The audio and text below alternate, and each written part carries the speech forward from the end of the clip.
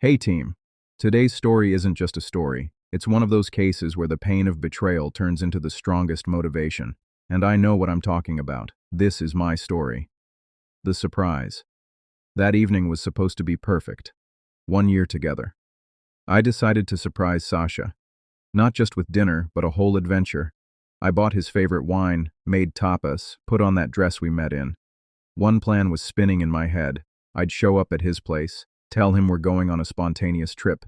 The tickets were already on my phone. I imagined his smile, his hug. That thought kept me warm all the way to his apartment. Instant betrayal. I was about to ring the bell, but I noticed the door was slightly ajar. Weird. I walked in quietly. The hallway light was on, and I could hear laughter. His laughter. And a female one. That wasn't mine. My heart started pounding in my throat. I took a step into the living room. And time stopped.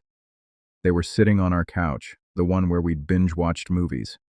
His arm was around that Katya, his colleague he'd been talking about so much lately. There was a half-empty bottle of wine on the table. They didn't notice me at first. I didn't scream. I didn't cry. I just said his name. Quietly. He turned around. And in his eyes, I didn't see horror or remorse, but annoyance, instant betrayal. He didn't even try to explain. He just asked, "What are you doing here?" Pain and reboot. That shattered me into a million pieces. I don't remember getting home. The days that followed were a black hole.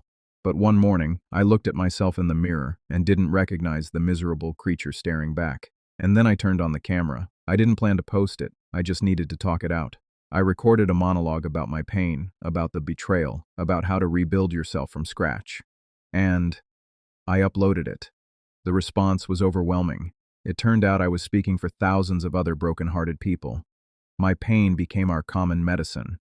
I started making videos about how to find yourself again, self-development, solo travel, learning to enjoy the little things again.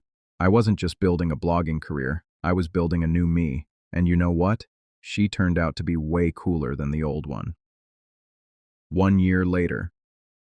Exactly 1 year had passed. I was just editing a video for you when the doorbell rang. I opened it and froze. Sasha was standing on my doorstep, with a huge bouquet of those same peonies he used to give me at the beginning. He looked lost. "Hey," he said, "can we talk?" He came in, nervously looking around my new, bright apartment, which was just like my life, perfectly arranged without him. "I was an idiot," he began. "I ruined everything. I've thought about you every day. She didn't mean anything. It was a mistake. Forgive me.